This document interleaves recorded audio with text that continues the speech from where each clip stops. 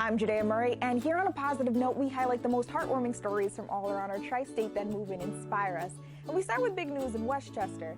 A 12-year-old takes home the top prize in only the nation's most prestigious STEM contest for middle school students. The winner is Ishana Kumar. Meet science superstar Ishana Kumar of Chappaqua. She won the prestigious Broadcom Masters 2020 award. She presented research on color perception to help official scientists learn more about eye diseases. Her innovative work earned her $25,000. I wanted to see if I could change the way we perceive like imaginary colors by using something called retinal fatigue. So it basically temporarily sort of turns off or saturates our ability to see like a certain color. Kumar was up against nearly 35,000 middle schoolers across the country and came out on top. Did we mention she's only 12? She says she wants to be a surgeon when she grows up, and I don't see anything stopping her. Now, students in the Bronx who want to aim high can be contenders for another special scholarship. The award comes courtesy of a father on a mission to mend his broken heart. He was my world. You know, he was my only son. He wanted to be a graphic designer. He was into his music. He was part of a rap group, and he just had a lot of things going on. Life was just cut way too short. Cut too short back on July 15th in New Rochelle. His dad, Jerome, tells me Devante was the unintended victim of gun violence. And as people reached out to give condolences, Jerome's coworkers at Fins and Fins wanted to do something big. And next thing I know, I get a phone call from Stewart saying that they wanted to do something to keep my son Devante's name alive, and they offered to put together this scholarship for him. Stewart, Fins, and Jerome have worked together for 30 years, so it was important to help Devante's family. I wanted to do something to help stop this senseless violence. Which is how the Devante Lane Scholarship came about. Those from the Bronx enrolled in high school or college can apply and answer this question.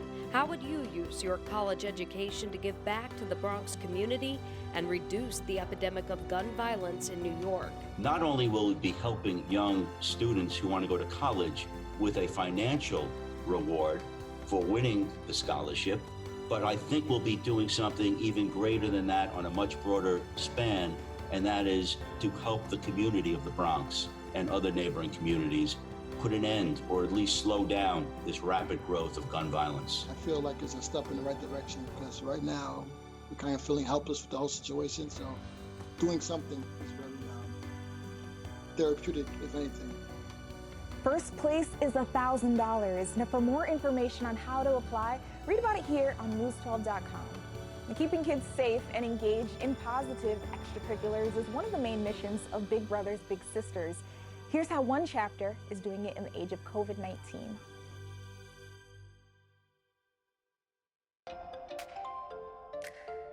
Hi, my name is Crystal. I'm a big sister with Big Brother Big Sister. My name is Georgetta, and I'm a little sister. Hi, my name is Julio, and I'm a big brother. My name is Jeremiah, and I am a little brother.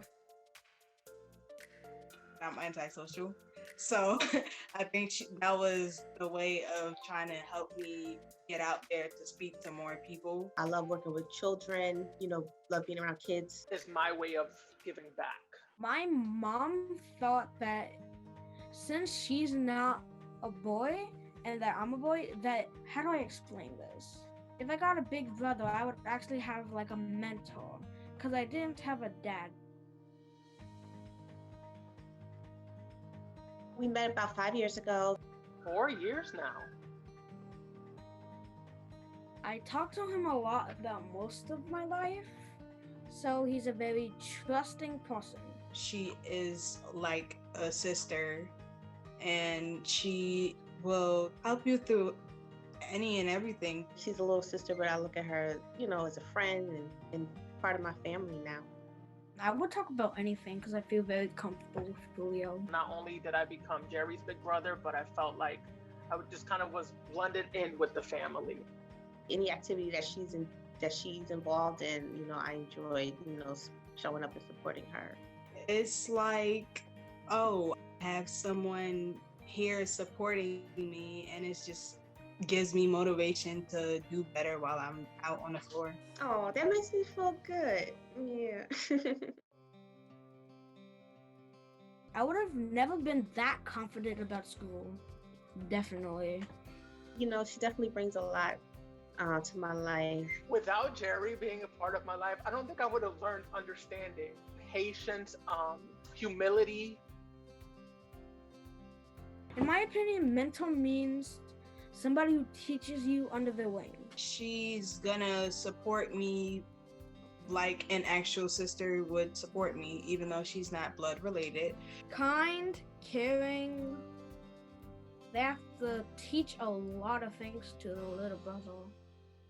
Or it's just gonna be chaos. You know, character is not what you do in front of people, it's what you do when no one's watching.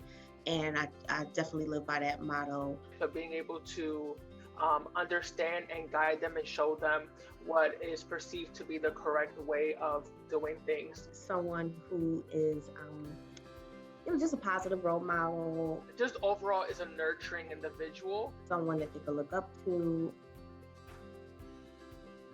It might be fun. So maybe. Being a big sister, I feel like it's gonna be like giving back to the community. Some of that, his motivational energy is rubbing off on me, so I can give it to others.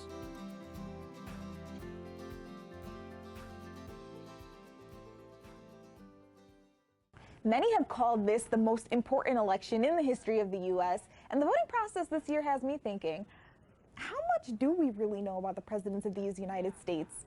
News 12's Lily Stolzberg is putting us on the spot with some fun executive trivia. So it's time to do a little presidential trivia. I like to play this little game called President or Not a President. Oh God. Oh God, I'm not good with this. Chester Arthur. Not a president? President. No. Well, when? How about Alexander Hamilton? No, not a president. Don't make me start singing. No.